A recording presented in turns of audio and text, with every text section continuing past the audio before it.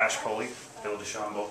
Let's get something straight right off the top. You're both Ash Koley, right? Yes. Yeah. Explain that first.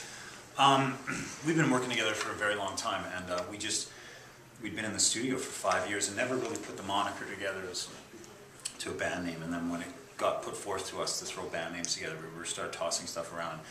We kind of identified ourselves as Ash Koley from the start, and the moment we started throwing band names around, it just seemed ridiculous. All these different names just didn't fit our personalities, and I guess it's part laziness and it's part just us wanting to be really honest. And Ash, going with the name Ash Koley, is really who we are. Yeah. The simplest way. Well, the debut album drops in a couple of weeks now. Yeah. The single's getting lots of play. You've got to be very busy. What consumes your days right now? Well, there's really just no time to even almost call our other house. Yeah. I mean, we get up at 5:30 in the morning. We've got to be ready by 6:30, and it's just Lobby call at 6:30, and pretty much place to place to place to place to place, and then get on a plane, and then fly home. And like I was saying to Phil, I was rushing. Like I got in my hotel room last night, I was rushing to go to sleep because, and even then I knew I wasn't going to get enough sleep. Yeah. But so it's pretty busy. But that's it's got to be really exciting as well. I mean, you hooked up, what, 6 years ago musically? Somewhere around there, 5 or 6 years? We have an argument about that. Do you see this, the here and now, as kind of a threshold for Ash Koley? Yeah, I guess you know, the interesting thing is when all this is kind of happening, you don't really get that moment to step back and think about it until it's all until you actually get home and reflect a little bit. So when it's happening, it's like a bomb's going off and you're just running around doing the best you can to keep your brain going, because it seems like in things like this, it's your brain that's so active during the day, and your body becomes irrelevant. It's not physically demanding. No, it's just mentally demanding. But I mean, you're on the next big thing. This is the cusp, the cusp, if you will. Yeah. Does that give you energy? Does it give you stress? Does it give you anxiety? The album's coming out. Yes, whatever you look at a thing. What is it? It is always exciting when we think about it. The closer the date gets, it's kind of, we've been waiting to release an album for a couple of years now. Yeah. And everything was just, had to be set up right and properly, and patience, involved a lot of patience. But We've got really great management, and they're really smart and very careful, and we're fortunate to be working with them. What should the world expect from Inventions?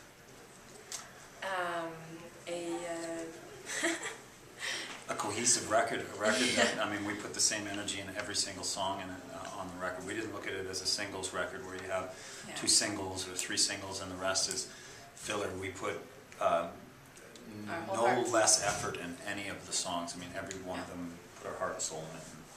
It's a full record. It's never fair to ask artists to compare themselves to somebody else, but I've seen that you've listed influences from ABBA to Radiohead. Yeah.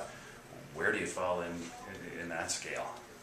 We both kind of came to the table with different influences, and over time, Phil would always show me, get me to listen to more of his influences, and I would get him to listen to more of mine, and that's when we really nailed our sound. It's because we both got each other where we were coming from, and I mean, we're both fans of now, but Phil came to it with Peter Gabriel, the Beatles, and Jan Tiersen, right? And I kind of came to it like with ABBA and the Scissor Sisters, and we both love the Eurythmics and that kind of stuff. And we both completely fell in love with the others' music. So it was interesting. We came with these influences, and the influence just flipped sides, and I found myself listening to ABBA all the time, And I'm listening to Peter Gabriel now. Yeah, so. yeah. And the rest of us are listening to Don't Let Your Feet Touch the Ground, right? Lottery commercials, the Olympics, So You Think You Can Dance, apparently. It was got some play there. Heavy rotation here on Lite 96. Thank you. But those commercial, the play you get from a commercial, I thought right away of Feist and how the Apple ones really lit a fire under her career. Would you say the same has occurred here? Well, I think, ads and commercials have become the new artist breaker. It's the new way to get yourself out there. And the beauty of that is the world gets really small really fast because you can break on an international level. I mean, we're really fortunate. We also just got the Canada Dry commercial, but we got another song in Grey's Anatomy last week, which for a Canadian artist is great because that's international, and world gets pretty small with those commercials, because with radio stations and local television, you're predominantly focused on, you know, particular cities or the country itself. You know, with commercials, it's international, so that's really helpful to us. Your last time through the city, I think the weather was a bit better, and you were sharing the stage with some pretty amazing artists. How was the Lilith Fair experience? Really, really fun and incredible, because that's our first tour. So that was the first time we're performing in front of people, performing our songs in front of anybody really live, and we got to see kind of people singing our lyrics to us, and that was a really amazing feeling. And so, people are going to be wondering, when's your next tour?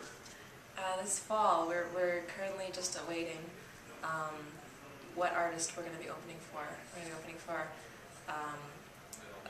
I guess we're not allowed to say it yet. Not allowed to say yet, but it's between two predominant artists, and we're really looking forward to coming through again. And we hope we stop in Edmonton with that tour. We're going to be doing all of the States and North America and some Canadian dates with them. Fantastic.